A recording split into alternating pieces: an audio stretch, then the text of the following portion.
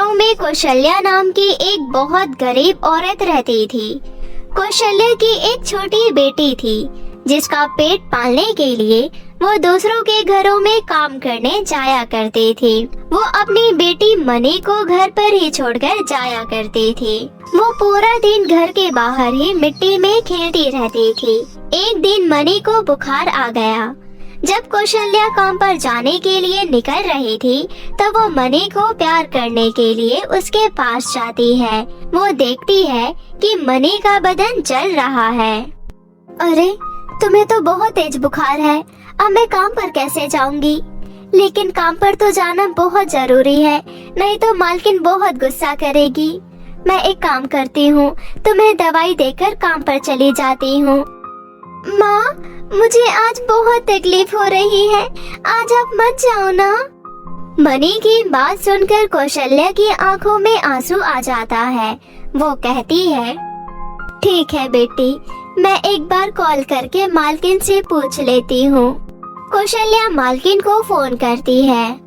मालकिन, मेरी बेटी की तबीयत बिल्कुल ठीक नहीं है, क्या मैं छुट्टी ले सकती हूँ? तुम छोटे लोग होते ही ऐसे हो, तुम्हें तो बस छुट्टी का बहाना चाहिए। देखो कौशल्या, मेरी बात ध्यान से सुनो। अगर तुमको काम नहीं करना है तो तुम मना कर दो, लेकिन रोज रोज के ड्रामे मत किया करो। अगर नौकरी करनी है तो फटाफट काम पर आ जाओ, और अगर नहीं करना है तो भी आ जाओ, मैं तुम्हारा हिसाब कर दूंगी। मालकिन, मुझे काम से मत निकालो, मैं अभी आ रही हूँ।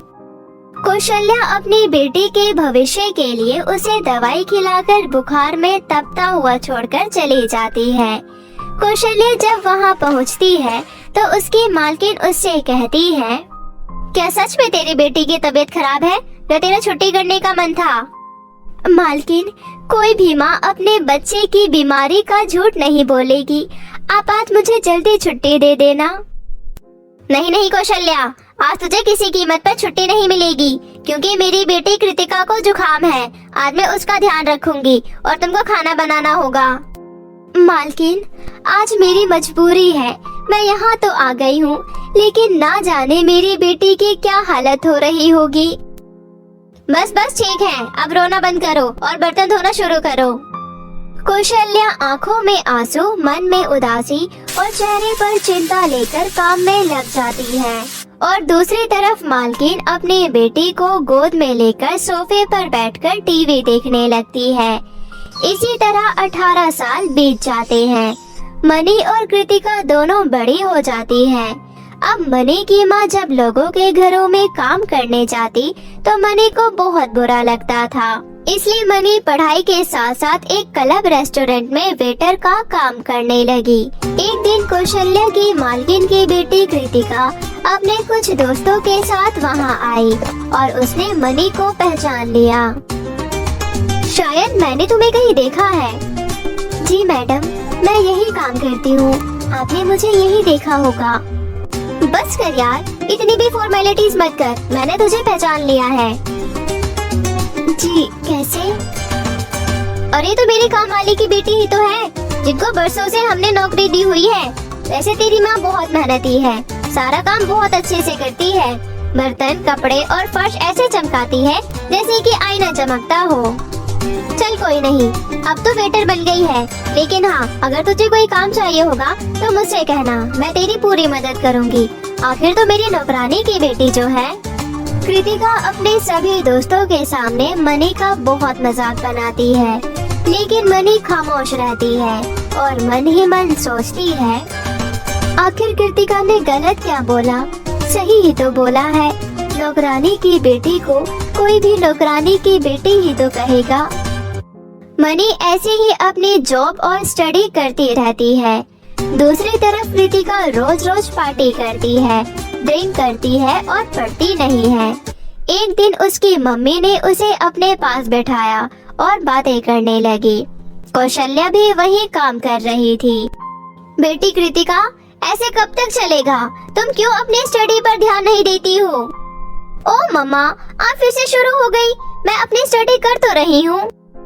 ऐसे कैसे स्टडी? तुम्हारे अंदर सारे गंदे गुण आ गए हैं। मम्मा, यू नो ना, हम रिच लोग हैं और ये सब तो अमीर लोगों के शौक होते हैं। आप इनको गंदा मत कहो प्लीज। कृतिका, भूलो मत, तुम अपनी माँ से बात कर रही हो। मुझे पता है, इसलिए तो मैं आपसे इतनी तमीज से बात कर रही हूँ, क्योंकि मैं और किसी से तो इतनी तमीज से बात नहीं करती। और हाँ, मैं अमीर बाप की औलाद हूँ, मैं किसी की नौकरी नहीं कर सकती हूँ। मैं अपना बिजनेस करूँगी, मुझे इन्वेस्टमेंट के लिए पैसे चाहिए। वो देख हमारी काम वाली की बेटी को, खुद काम करती है और पढ़ती भी है और अपनी माँ का भी कितना ख्याल रखती है। ओ मम्मा, इतना तो आपको पता होना चाहिए, मैं किसी काम वाले की बेटी नहीं हूँ। आप ज्यादा देर मत करो और मुझे पैसे दे दो। कृतिका अपनी माँ से लड़ झगड़ कर पैसे ले ही लेती है और दूसरी तरफ मनी और कड़ी मेहनत करने लगी। नतीजा ये निकला कि मनी ने अपना एक एप्लीकेशन सॉफ्टवेयर डेवलप किया, जो बाद में एक डिजिटल कंपनी में बदल गया। मनी ने अपना एक अच्छा घर भी बनवा लिया और माँ के लिए घर में नौकर रख लिए, और दूसरी तरफ कृतिका ने कोई बिजनेस नहीं खोला। कृतिका, तू तो बिजनेस खोलने वाली थी ना, कहाँ है तेरा बिजनेस? मुझे तूने आज तक कुछ भी नहीं दिखाया। माँ, मुझे और पैसों की जरूरत है। मैं तुझे पहले से ही 50 लाख रुपए दे चुकी हूँ। माँ, बहुत जरूरी है, बैंक से लोन ले लो, नहीं तो पहले के इन्वेस्ट किए हुए पैसे भी खराब हो जाएंगे। एक काम करते हैं, अपने घर पर लोन ले लेते हैं। कृतिका की माँ उसकी बातों में आ जाती है और घर पर लोन ले लेती है और सारे पैसे कृतिका को दे देती है। कुछ दिन बाद कृतिका की माँ को पता चलता है कि कृतिका तो जुआ खेलती है, उसने सब कुछ जुए में बर्बाद कर दिया। और दूसरी तरफ मनी की अपनी एक कंपनी है जो कि बहुत जोरों शोरों से आगे बढ़ रही है। कृतिका की माँ को ये सब देखकर पुराने दिन याद करके बहुत शर्मिंदगी महसूस होती है। एक दिन कौशल्या अपनी बेटी मनी के साथ अपनी मालकिन के घर आती है। मालकिन, मैं आपको मिठाई खिलाने आई हूँ। मेरी बेटी ने तो मेरे दिन बदल दिए। लेकिन मालकिन, मेरा तो ये कहना है कि भगवान कभी किसी को घमंड ना कराए, क्योंकि दिन हमेशा एक जैसे नहीं रहते। कौशल्या इतना कहकर अपनी बेटी के साथ कार में वापस चली जाती है और कृतिका और उसकी माँ की आंखें शर्म से झुक जाती है। बहुत समय पहले की बात है। रामपुर नामक गांव में सिमरन अपनी सौतेली माँ कामिनी और सौतेली बहन जूही के साथ रहती थी। दोनों माँ बेटी बहुत ही बुरे स्वभाव की थी। वह बेचारी सिमरन के ऊपर बहुत अत्याचार किया करती थी, उससे घर का सारा काम कराती और अगर कुछ काम गलत हो जाता तो उसकी सौतेली माँ सिमरन की बहुत पिटाई भी किया करती थी। कामिनी जूही को पूरी आजादी दिया करती थी। वह अपने दोस्तों के साथ चाहे कितनी रात तक पार्टी करे, कितने भी पैसे उड़ाए, लेकिन कामिनी कभी एक शब्द जूही को नहीं कहती थी। और सिमरन ऐसे ही दुखों की भरी जिंदगी अपनी सौतेली माँ और सौतेली बहन के साथ जी रही थी। एक दिन सिमरन अपनी सौतेली माँ से कहती है, माँ, सर्दी आ चुकी है, इस स्टोर रूम में मुझे बहुत ठंड लगती है। अगर मुझे कंबल या रजाई मिल जाए तो मेरी ठंड कुछ कम हो जाएगी। पूरी रात मैं ठंड से कांपती रहती हूँ। लकड़ी जलाकर अपनी सर्दी कम कर लिया कर। मनहूस, बचपन में ही अपनी माँ को खा गई और जब इससे भी पेट नहीं भरा तो अपने पिता को खा गई। तो जैसी मनहूस लड़कियों को कुछ नहीं मिलता। मैंने अपने घर में सिर्फ तुझे इसलिए बर्दाश्त करके रखा है कि मुझे और मेरी बेटी को कोई काम नहीं करना पड़ता। अगर किसी नौकरानी को रखूंगी तो 2 पैसे बाहर जाएंगे। मैंने तुझे कल गेहूं पीसने के लिए दिए थे, आटा कहाँ है? महारानी को रजाई चाहिए। माँ, गेहूं नहीं पीसे, आज रात को पीस दूंगी। कल जूही दीदी ने अपने रूम को साफ कराया था, अपनी अलमारी साफ कराई थी, तो सारा समय वहीं लग गया। आज सभी गेहूं पीस दूंगी, सुबह तक आपको आटा मिल जाएगा। हाँ, सुबह तक आटा मिल जाना चाहिए, वरना तुझे अच्छी तरह से पता है कि मैं तेरी कितनी पिटाई करूंगी। ऐसा कहकर कामिनी वहाँ से चली जाती है और सिमरन झाड़ू पोंछा, कपड़े धोना, इस्त्री करना सब काम करके अपने स्टोर रूम में अपने हिस्से का खाना लेकर चली जाती है और गार्डन से कुछ लकड़ियाँ इकट्ठा करती है और उन्हें जलाकर उसी के सामने बैठकर खाना खाती है। और कुछ समय बाद आग के सामने बैठकर ही सारे गेहूं चक्की पर पीसती है। गेहूं पीसते पीसते सिमरन के हाथ में छाले निकल आते हैं और सिमरन चक्की के पास बैठी बैठी ही सो जाती है। सुबह के 8 बज जाते हैं, लेकिन उसकी आंखें नहीं खुलती। तभी जूही बहुत गुस्से में सिमरन के पास आती है और उससे कहती है, क्यों नौकरानी, तुझे एक बार की बात समझ में नहीं आती? माँ ने तुझे कितनी बार कहा है कि तुझे सुबह को 5 बजे उठना है, 8 बजे नहीं। मम्मी और मुझे कितनी भूख लगी है, तुझे इस बात की जरा भी चिंता नहीं है। चल जल्दी से हमारे लिए नाश्ता तैयार कर। और हाँ, ये रहा मेरा सुंदर लहंगा, इस पर इस्त्री भी कर देना। और उसके बाद तुझे मेरे मैनिक्योर और पेडिक्योर भी करना है। मेरा मुंह क्या देख रही है, चल काम पर लग जा। जूही दीदी, मैंने पूरी रात गेहूं पीसे हैं, जिसकी वजह से मेरे हाथों में छाले निकल आए। अगर मैं दवाई लगाकर थोड़ी देर आराम कर लूंगी तो उसके बाद मैं आपके लहंगे पर इस्त्री भी कर दूंगी और आपका मैनिक्योर और पेडिक्योर भी कर दूंगी। लेकिन दीदी, नाश्ता आप खुद बना लो। क्या कहा? नाश्ता और मैं बना लूं? तेरा दिमाग तो खराब नहीं हो गया? मैं घर की शहजादी हूँ और शहजादियाँ कभी काम नहीं किया करती। तेरे हाथ में छाले निकल रहे हैं, इससे हमें कोई फर्क नहीं पड़ता। चुपचाप हमारा नाश्ता तैयार कर और उसके बाद जो काम दिया है उसे खत्म कर। आई बड़ी आराम करने वाली, चल यहाँ से। जूही को जरा भी सिमरन के ऊपर दया नहीं आती और वह सिमरन को काम बताकर चली जाती है। और सिमरन नाश्ता बनाने के लिए चली जाती है। उसके हाथ में बहुत दर्द हो रहा था, लेकिन बेचारी सिमरन करती भी तो क्या करती, उसकी सुनने वाला घर में कोई नहीं था। सिमरन पहले तो नाश्ता तैयार करती है, उसके बाद दोनों माँ बेटियों को नाश्ता देती है और नाश्ता देने के बाद जूही के लहंगे पर इस्त्री करने चली जाती है।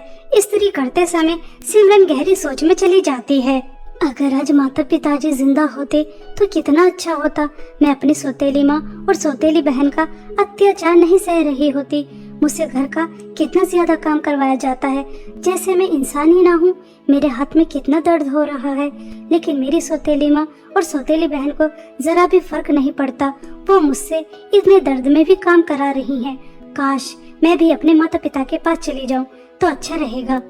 सिमरन ऐसा सोचकर रो रही थी। तभी सिमरन को किसी चीज के जलने की बू आती है। जैसे ही सिमरन लहंगे की तरफ देखती है तो पूरा लहंगा पूरी तरह से जल चुका था। ये देखकर सिमरन घबरा जाती है, क्योंकि उसे अच्छी तरह से पता था इस लहंगे की उसे बहुत महंगी कीमत चुकानी पड़ेगी।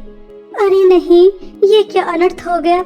अगर इसके बारे में जूही दीदी और माँ को पता चल गया तो पता नहीं वो मेरे साथ क्या करेंगी, कहीं मुझे जान से ही न मार दें। ऐसा कहकर सिमरन बहुत घबरा रही थी।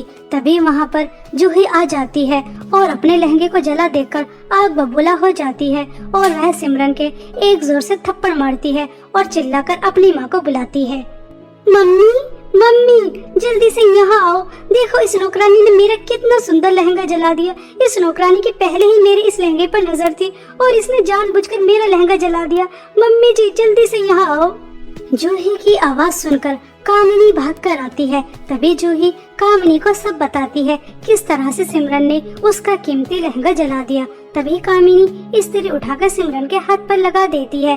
तभी सिमरन रोते हुए अपनी सौतेली माँ से कहती है, माँ, ये आपने क्या कर दिया? मुझे कितनी जलन हो रही है। आपने मेरा हाथ जला दिया। पहले ही मेरे हाथ में छाले निकल रहे थे और आपने इस्त्री लगा दी है। मुझे बहुत दर्द हो रहा है।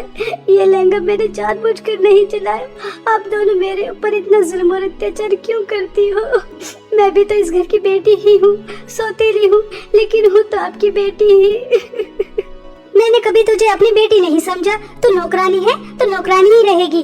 पहले ही मेरी बेटी का इतना सुंदर लहंगा जला दिया, अब तुझे 1 हफ्ते तक अन्न का एक दाना नहीं मिलेगा। तब तुझे पता चलेगा कि नुकसान करने की क्या कीमत चुकानी पड़ती है, मनहूस।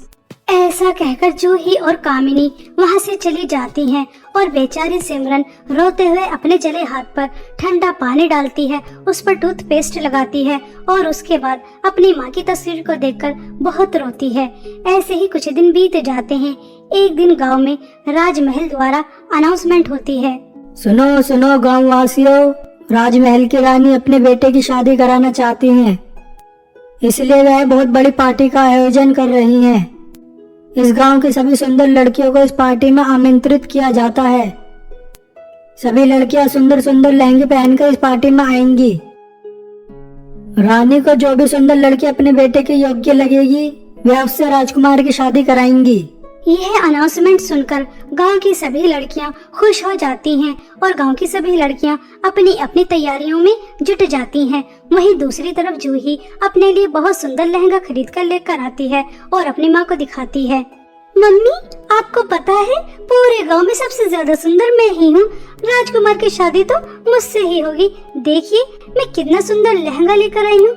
ये लहंगा पहनकर तो मैं और भी ज्यादा सुंदर लगूंगी। और हाँ मम्मी, इस सिमरन की बच्ची से इस लहंगे को दूर ही रखना, कहीं पहले की तरह इस लहंगे को भी न जला दे। हाँ मेरी बच्ची, इस सुंदर लहंगे को मैं उस मनहूस से दूर ही रखूंगी। और मेरी प्यारी बच्ची, इसमें कोई शक ही नहीं है, राजकुमार से शादी तो तुमसे ही होगी। मेरी शहजादी बिटिया बहुत जल्द एक राजकुमारी बनने वाली है। मेरी बेटी राज करेगी, राज। ऐसा कहकर दोनों माँ बेटी बहुत खुश होती हैं और जूही अपने लहंगे को अपने रूम में रखने चली जाती है। यह बातें सुनकर सिमरन को बहुत दुख होता है। गांव की सभी सुंदर लड़कियां लहंगे पहनकर राजमहल में जाएंगी और वह नहीं जा पाएगी। यह सोचकर सिमरन अपने माता पिता को याद कर कर बहुत रोती है। माँ, आप हमेशा कहती थी कि मेरी शादी एक राजकुमार से होगी, क्योंकि मैं किसी राजकुमारी से कम नहीं लगती। देखिए ना माँ, आपकी बेटी के साथ क्या हो रहा है। आपको तो स्वर्ग से सब दिखाई दे रहा होगा कि मेरी सौतेली माँ और सौतेली बहन मेरे ऊपर कितना जुल्म करती है। ऐसा कहकर सिमरन बहुत रोती है। तभी उसके स्टोर रूम में बहुत सुंदर एक परी आती है और वह परी सिमरन से कहती है, सिमरन, तुम्हें उदास होने की जरूरत नहीं है। तुम्हारी माँ ने तुम्हारी पुकार सुन ली है। उन्होंने मुझे तुम्हारी मदद के लिए तुम्हारे पास भेजा है। तुम्हारी माँ ने तुम्हारे लिए ये सुंदर जादुई लहंगा दिया है। इसे पहनकर तुम राजमहल जाओगी। सच में परी, तुम्हें मेरी माँ ने मेरी मदद के लिए भेजा है। मेरी माँ कितनी अच्छी है। परी, आपको पता है पूरे संसार में माँ से अच्छा कोई नहीं होता। परी, तुम्हारा भी बहुत बहुत धन्यवाद। आप मेरे लिए मेरी माँ का आशीर्वाद लेकर आई हैं इस जादुई लहंगे के रूप में। अब मैं इस जादुई लहंगे को पहनकर राजमहल में जाऊंगी। मैं बहुत खुश हूँ। सिमरन को जादुई लहंगा देकर परी गायब हो जाती है और जैसे ही सिमरन वह जादुई लहंगा पहनती है तो सिमरन बहुत ही ज्यादा सुंदर हो जाती है, बिल्कुल एक राजकुमारी की तरह। उसके जितने भी जख्म होते हैं वो भी ठीक हो जाते हैं। और अब वह दिन भी आ ही जाता है जिस दिन गांव की सभी लड़कियों को सुंदर सुंदर लहंगे पहनकर राजमहल की पार्टी में जाना था। गांव की सभी लड़कियां और जूही बहुत अच्छे से तैयार होकर राजमहल चली जाती हैं और कुछ समय बाद सिमरन भी अपना जादुई लहंगा पहनकर राजमहल चली जाती है। सिमरन बिल्कुल भी किसी के पहचानने में नहीं आ रही थी। तभी सिमरन को देखकर जूही अपनी माँ से कहती है, मम्मी, ये सुंदर लड़की कौन है? आज से पहले तो मैंने कभी अपने गांव में इतनी सुंदर लड़की नहीं देखी। तो फिर ये कौन है? अरे बेटा, ये कोई आम लड़की नहीं है। ये किसी राजघराने की लड़की दिखती है। जरूर रानी या राजकुमार से मिलने आई होगी। तुम चिंता मत करो, राजकुमार से तो शादी तुम्हारी ही होगी। वहीं दूसरी तरफ सिमरन बहुत खुश थी। वह राजमहल में बहुत एंजॉय करती है। कुछ समय बाद राजकुमार और रानी भी आ जाते हैं। राजकुमार की नजर जैसे ही सिमरन पर जाती है वह पहली ही नजर में सिमरन को पसंद करने लगे थे। राजकुमार राजमहल में उपस्थित सभी लड़कियों को छोड़कर सिमरन के पास जाते हैं और उसे डांस के लिए पूछते हैं। सिमरन राजकुमार के साथ डांस करने के लिए तैयार हो जाती है और दोनों डांस करते हैं। रानी समझ जाती है कि राजकुमार को सिमरन पसंद है, इसलिए कुछ समय बाद रानी एक अनाउंसमेंट करती है, हमने इस पार्टी का आयोजन जिस मकसद के लिए किया था वह हमारा पूरा हो चुका है। हमारे बेटे राजकुमार के लिए हमें लड़की मिल चुकी है। हम अपने बेटे राजकुमार की शादी सिमरन से कराना चाहते हैं। यह अनाउंसमेंट सुनकर सिमरन खुश हो जाती है कि उसकी शादी एक राजकुमार से होगी। उसकी माँ ने जो बचपन में कहा था वह बात पूरी हो गई। कामनी और जूही को भी पता चल जाता है कि सुंदर दिखने वाली लड़की कोई राजघराने की बेटी नहीं थी, ये तो सिमरन है जिसे उन्होंने नौकरानी बना के रखा था। दोनों माँ बेटी हाथ मलती रह जाती हैं। उन्होंने क्या क्या सोचा था उन्हें कुछ भी नहीं मिलता और उन्हीं के सामने बहुत धूमधाम से सिमरन की शादी राजकुमार से हो जाती है। आज सिमरन बहुत खुश थी कि वह अपनी सौतेली माँ और सौतेली बहन के जुल्म और अत्याचार से बाहर निकल आई, सिर्फ जादुई लहंगे की मदद से।